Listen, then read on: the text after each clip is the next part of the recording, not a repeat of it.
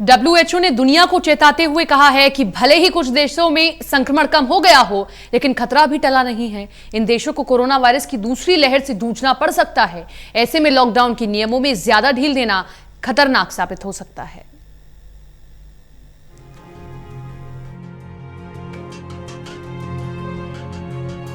Corona virus का कहर बढ़ता ही जा रहा है। इससे कई देश बुरी तरह से बेहाल हैं, तो कई देशों ने इसके संक्रमण पर विजय भी पाली है और कई देशों में मामले अब कम हो गए हैं। लेकिन इसी बीच डब्ल्यूएचओ ने चेतावनी देते हुए कहा है कि भले ही संक्रमण कम हुआ हो, लेकिन अगर बचाव के तरीकों में ढील दी गई तो इन देशों में कोरोना वायरस की लहर फिर से उठ सकती है।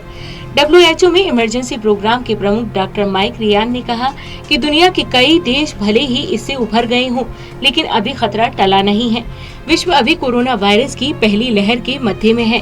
सेंट्रल और साउथ अमेरिका समेत साउथ एशिया और अफ्रीका में इसका संकट अभी भी बढ़ रहा है। उन्होंने बताया कि ये महामारी अक्सर लहरों में आती है। इसका मतलब साफ है कि खतरा अभी बरकरार है और कोरोना वायरस उन देशों में फिर से वापसी कर सकता है जहां इसकी रफ्तार थम गई है।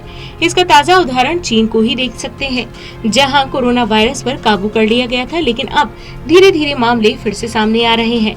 हाल ही में वुहान शहर में 51 नए मामले सामने आए हैं। विश्व स्वास्थ्य संगठन ने चेतावनी देते हुए कहा कि कोरोना को लेकर कोई लापरवाही बरतना खतरे से खाली नहीं है। अगर सावधानी नहीं बरती गई तो पूरी संभावना है कि इस संक्रमण की रफ्तार उन इलाकों में और तेज होगी जहां ये काफी जल्दी सुस्त पड़ गया था। डब्ल्यूएचओ ने कहा कि चीन, यूरोप और अब अमेरिका में संक्रमण के मामलों में कमी आ गई है, लेकिन लगातार दुनिया भर के वैज्ञानिक सेकेंड वेव का खतरा बता रहे हैं। डब्ल्यूएचओ के मुताबिक अगर दुनिया को सेकेंड वेव का सामना ना भी करना पड़ा तो कुछ ऐसे देश हैं जहां फिर से संक्रमण के मामले बढ़ेंगे और सेकेंड पीक आने की आशंका है।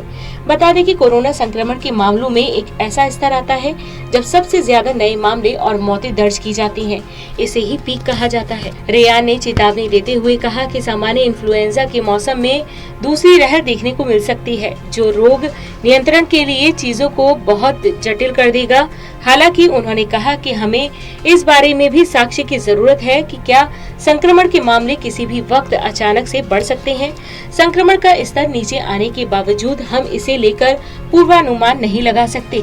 इसके मामले घट रहे हैं, लेकिन इस लहर में दूसरी उछाल भी आ सकती है। उन्होंने कहा यूरोप और नॉर्थ अमेरिका को एक व्यापक रणनीति के तहत पब्लिक हेल्थ, सामाजिक उपाय और टेस्टिंग को लेकर ये सुनिश्चित करना चाहिए कि इन मामलों में लगातार कमी आए और यहाँ संक्रमण और ज्यादा न फैले। Special desk, total news.